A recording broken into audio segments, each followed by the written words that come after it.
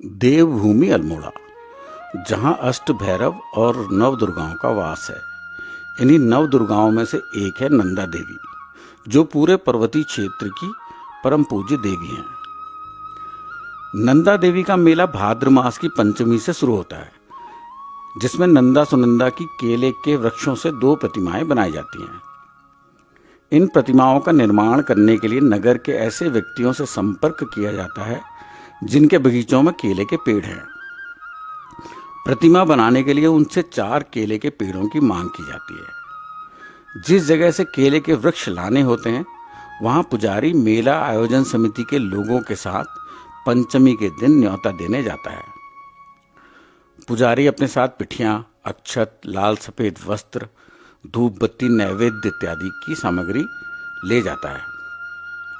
मंत्रोच्चारण के बाद पुजारी द्वारा केले के पेड़ों पर अक्षत के दाने फेंके जाते हैं। अक्षत जिन 4 वृक्षों में सबसे पहले लगते हैं, उनको 1, 2, 3 और 4 के क्रम में चुन लिया जाता है।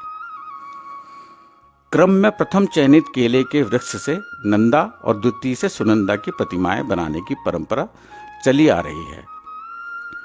यदि किसी कारणवश इन दोनों में से कोई एक अथवा दोनों केले के स्तंभ थोड़े से भी खंडित अवस्था में मिलें, तो इनके स्थान पर तीसरे और चौथे स्तंभ से प्रतिमाओं का निर्माण किया जाता है। वृक्षों का चयन हो जाने के बाद इनकी पूजा आरती करके इन पर वस्त्र बांध दिए जाते हैं। सप्तमी को ब्रह्म मुहूर्त में इन स्तंभों को लाने के लिए नंदा देवी के प्रांगण से यात्रा शुरू होती है। इस यात्रा में लाल निशान सबसे आगे रहता है। यह परंपरा बहुत समय पूर्व राजपूतों द्वारा कन्या को जीतने को जाते समय की है और आज भी कुमाऊं में शादी के समय वर के विवाह करने के लिए जाते समय यही लाल ध्वज सबसे आगे रहता है। इसके पीछे नंदा देवी की महिमा का वर्णन करते हुए जगरिए, परंपरागत वाद्यंत्र, छोलिया, जनसमूह और अंत में सफेद ध्वज रहता है। यह यात्रा चुने गए वृक्षों के स्थान तक जाती है। वहां केले के वृक्षों को चुने गए क्रम में जड़ के कुछ ऊपर से काट लिया जाता है। इन चारों वृक्षों के शेष भागों का पूजन आरती करके नारियल तोड़ने के बाद यात्रा वापस लौटती है। वापसी में सफेद निशान आगे व लाल आखिर में रहता है। यही परंपरा आज भी इस अंचल में विवाह के बाद बारात वापसी के समय में भी प्रचलित है। सफेद ध्वज के बाद क्रम से चारों केले के स्तंभ रहते हैं। शेष क्रम पूर्ववत रखते हुए यह यात्रा ड्योढ़ी पोखर पहुंचती है। ड्योढ़ी पोखर यानी वर्तमान में राजा आनंद सिंह राजकीय इंटर कॉलेज। यहाँ मंदिर में इन केले के स्तंभों की पूजा और आरती की जाती है। फिर बंसल गली के रास्ते लाला बाजार होकर नंदा देवी के प्रांगण में इन केले के स्तंभों को खड़ा कर दिया जाता है। देवी की प्रतिमाएं केले के स्तंभों से ही क्यों बनाई जाती है, इसके पीछे 2 मान्यताएं हैं। एक तो यह है कि नंदा भैंसे से बचने के लिए केले के वृक्षों के झुंड के भीतर छिप गई थी, लेकिन बकरी ने पत्ते खा लिए और भैंसे ने नंदा को मार डाला। बकरी और भैंसे की बलि भी इसीलिए दी जाती है। दूसरा यह कि केला इस प्रदेश में हर जगह उगता है, इसलिए आसानी से मिल जाता है।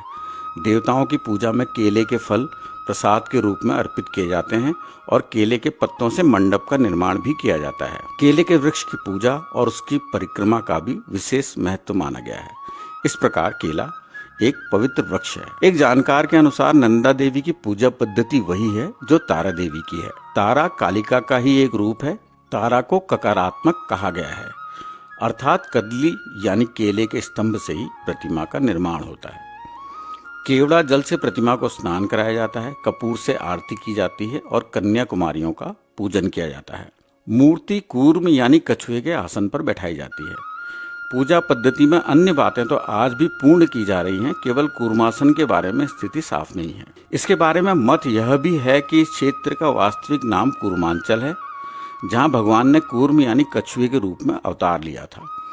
इसलिए समस्त कुमाऊं मंडल ही कूर्म है, अतः कूर्मासन पर देवी स्वतः ही विराजमान है। सप्तमी के दिन ही पूजा के बाद अपराह्न में प्रतिमा बनाने का काम शुरू किया जाता है और उसी दिन रात्रि 10-11 बजे तक निर्माण पूरा हो जाता है। केले के स्तंभों के अलावा अन्य सामग्री भी प्रतिमा निर्माण में इस्तेमाल की जाती है। ढांचा बनाने के लिए बेंत की लकड़ी का इस्तेमाल किया जाता है। बांस की लकड़ी को काटकर इसके टुकड़े को एक ओर से नोकदार बनाकर कीलों जैसा आकार दे दिया जाता है। ये केले की छाल को केले के स्तंभों से जोड़ने के काम आती हैं। लगभग 5 मीटर सूती कपड़ा पीले गुलाबी रंग का। पहले सिर्फ पीले कपड़े का ही चलन था, क्योंकि पीत वस्त्र देवताओं के वस्त्रों में प्रमुख हैं। लेकिन अब कुछ सालों से गुलाबी रंग का कपड़ा भी इस्तेमाल किया जाने लगा है।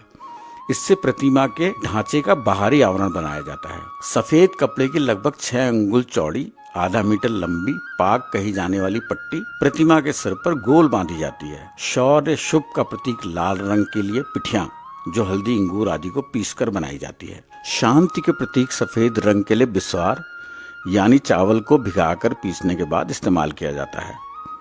बिस्वार से ही पर्वतीय अंचल के त्योहारों, मांगलिक कार्यों में ऐपड़ भी बनाए जाते हैं।